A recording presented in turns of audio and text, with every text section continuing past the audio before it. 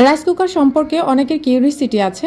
তো আসলে আমারও ইচ্ছে করে আপনাদেরকে A to Z খুলে বলার জন্য, কিন্তু বলতে পারি না। আজকে আমি A to Z সব কিছু খুলে বলবো, ভিডিওটি ধৈর্য সহকারে দেখবেন।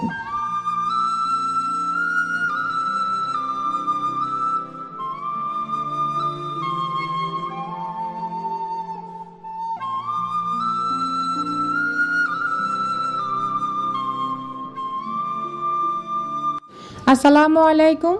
স্বপ্ননূরের সংসার থেকে আমি নূর আছি আপনাদের মাঝে। নতুন আরও একটি ভিডিওতে আপনাদের আরও একবার স্বাগতম জানাই। কাছে দূরে যে যেখান থেকে আমার ভিডিওটি দেখছেন, আশা করছি আল্লাহর রহমতে আপনারা সবাই ভালো আছেন। আমরাও আলহামদুলিল্লাহ ভালো আছি। রাইস কুকারে একটা ভিডিও দিয়েছিলাম, মাশাআল্লাহ আপনারা এত এত কমেন্ট করতেছেন আর অনেক বেশি সাড়া দিয়েছেন। তো তার পরিপ্রেক্ষিতে আমার মনে হয়েছে আমি আরও একটি ভিডিও তৈরি করি। আর অনেকে অনেক ধরনের কমেন্ট করতেছেন যেগুলো আসলে ওই ভিডিওতে দেওয়া হয়নি। তো প্রথমে আপনাদেরকে রাইস কুকার সম্পর্কে বলছি। আমি আজকে গরম পানি করে নিয়েছি আগে, এরপরে আজকে আমি ভাত বসিয়ে দিয়েছি। তো আগের ভিডিওতে কিন্তু ঠান্ডা পানি দিয়ে ভাত রান্না করে দেখিয়েছি। আজকে আমি গরম পানি দিয়ে ভাত রান্না করে দেখাবো। আর এই যে আপনাদেরকে দেখাচ্ছি, আমি কিন্তু আগের ভিডিওতে পাতিলটা দেখাইতে পারিনি আর কি।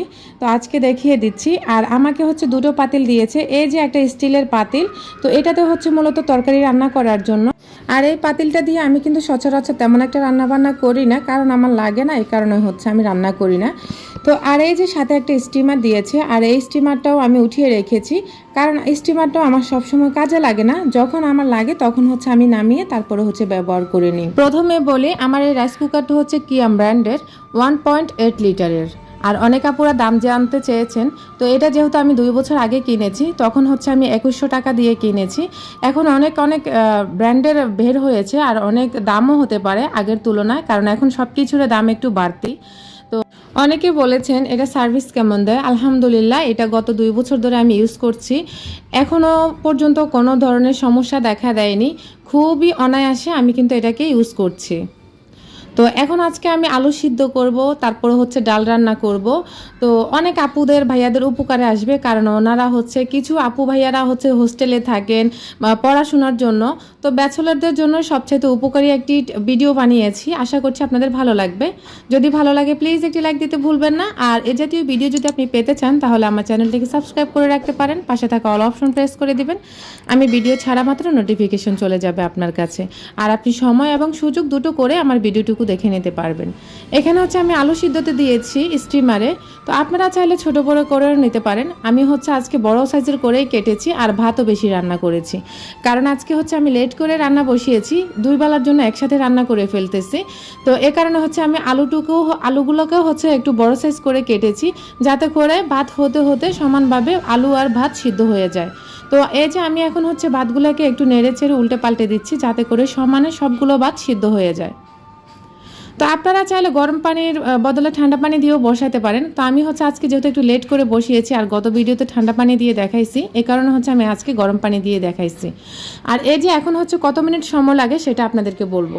আমি 12টা 32 মিনিটে রাইস কুকারে ভাত আর আলু সিদ্ধ দিয়ে আমি অন্যান্য কাজ করেছি।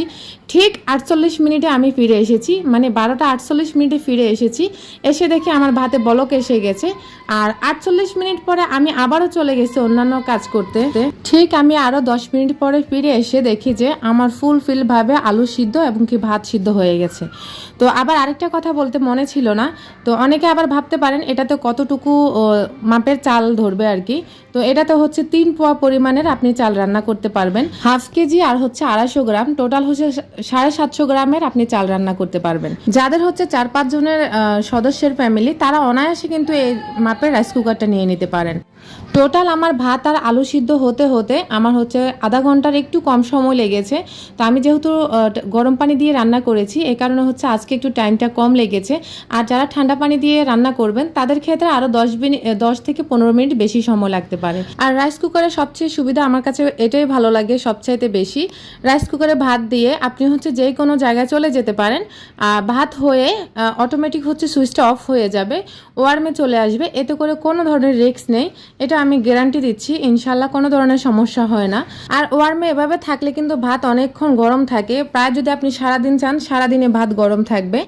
আমি কিন্তু প্রায় সময় ভাত এভাবে বসিয়ে দিয়ে আমি আমার বাচ্চাকে স্কুল থেকে আনতে যাই, বা বাইরে যদি আমার কোনো প্রয়োজন থাকে বাইরে থেকে চলে আসতে আসতে আমার ভাত হয়ে যায় অটোমেটিক। এই যে সুইচে ওয়ার্মে চলে আসে, তো এই ওয়ার্মে আসলে কোনো ধরনের রিস্ক নেই। আর এখন হচ্ছে কুকটা বন্ধ হয়ে গেছে, তো আমি আরও 10 থেকে 15 মিনিট অপেক্ষা করব, কারণ যেহেতু আমি এখন আজকে সারাদিন ওয়ার্মে রাখবো না, এই কারণে হচ্ছে 10 থেকে 15 মিনিট পরে যদি আপনি রাইস কুকারের সুইচটা অফ করেন তাহলে কিন্তু আপনার ভাত পুরোপুরি ছ্যাঁকার মতো হয়ে যাবে, আর নিচে দিয়ে কোনো পানি ভাব থাকবে না।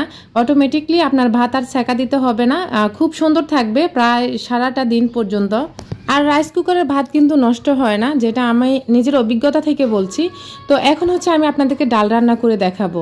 আমার রাইস কুকারটা যেহেতু এখনও অনেক গরম, আমি এতক্ষণ যেহেতু আলু আর ভাত রান্না করেছি, তো এখন হচ্ছে আজকে আমি ডাল রান্না করে দেখাবো। আর ডালের মধ্যে যা যা দেওয়ার দরকার সবগুলোই আমি দিয়ে দিচ্ছি। হয়তো সবাই জানেন, অনেকে হয়তো রসুন পেস্টটা ডালের মধ্যে দেন না, কিন্তু আমি দিই, আমার ভালো লাগে। আর কুচি রসুনও দিই, তারপরেও আজকে হচ্ছে কুচানো রসুন ছিল না, এ কারণে হচ্ছে আমি পেস্টটাই দিয়েছি।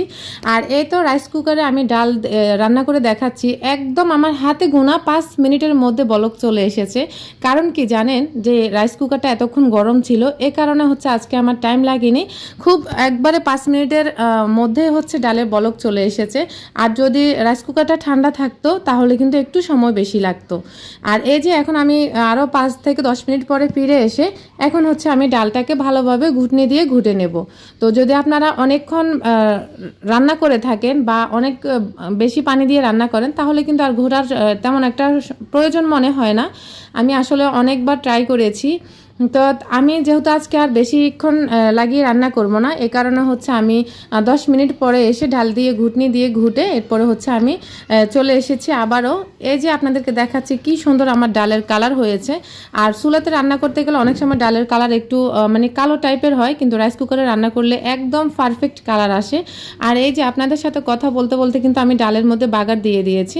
আর আজকাল আমার এই সিম্পল রান্নাগুলো অনেক আপুদের অনেক ভাইদের কাজে লাগবে, বিশেষ করে যারা একা হোস্টেলে থাকেন বা সিম্পল ফ্যামিলি, তাদের জন্য খুব উপকারী।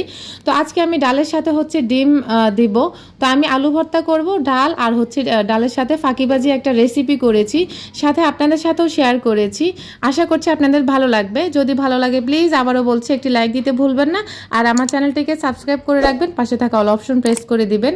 আর এই তো এখন হচ্ছে আপনাদেরকে দেখাচ্ছি ডাল দেওয়ার পর আপনি 10 মিনিট যদি এভাবে সুইচ অফ করে রাখেন, এরকম সুন্দরভাবে আপনার একদম ডিম সিদ্ধ হয়ে যাবে। আর আপনি যদি একদম সুইচ দিয়ে রাখেন তাহলে কিন্তু ডিমগুলো ভেঙে একদম নষ্ট হয়ে যাবে। এ কারণে হচ্ছে আপনি ওয়ার্মে আসার পরও আরও 10 থেকে 20 মিনিট এভাবে রাখতে পারেন। অবশ্যই সময় সবার কাছেই থাকে, কারণ হচ্ছে অন্যান্য কাজগুলো শেষ করতে করতে রাইস কুকারের এই রান্নাবান্নাগুলো অনায়াসে হয়ে যাবে, খুব আরামসে হবে। আর আপনাদেরকে দেখিয়ে দিচ্ছি এই যে ডালের সাথে আমি ডিম দিয়েছি। তো আমরা প্রায় সময় এভাবে রান্না করে খাই, এ কারণে আপনাদের সাথে শেয়ার করেছি। আশা করছি ভিডিওটি আপনাদের ভালো লাগবে। আর A to Z সম্পর্কে, আপনাদের রাইস কুকার সম্পর্কে A to Z সব কিছু খুলে বলেছি। আশা করছি আপনারা আপনাদের কমেন্টের উত্তরগুলো পেয়েছেন। শুধু ডাল ভাত আলু ডিম এগুলো না, আপনি চাইলে যেই কোনো রান্না আরামসে রান্না করতে পারেন রাইস কুকারে। আরেকটা কথা বলি, রাইস কুকারে ডাল দিয়ে কিন্তু বা তরকারি দিয়ে আপনারা কোথাও যেতে পারবেন না, শুধুমাত্র ভাতের ক্ষেত্রে করতে পারবেন।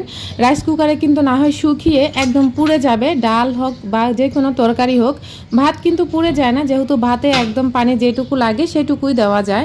আশা করছি আপনারা রাইস কুকার সম্পর্কে সমস্ত ইনফরমেশন পেয়ে গেছেন। আর বিলের সম্পর্কে বলতে গেলে একদম খুবই কম আসে, যেটা একদম আপনার চাহিদা মতো হবে।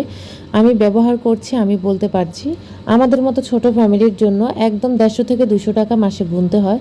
যদিও গত ভিডিওতে আমি 250 টাকা বলেছি, একটু বাড়িয়ে বলেছি, কারণ হয়তো সবার ক্ষেত্রে এক না, এ কারণে। তবে আমি আশা করছি, আপনাদেরকে গ্যারান্টি দিচ্ছি, বেশি একটা বিল আসবে না, 150 থেকে 200 বা হাইস্ট 250। আশা করছি সকল তথ্য সকল ইনফরমেশন আপনারা পেয়ে গেছেন। আসসালামু আলাইকুম, আল্লাহ হাফেজ।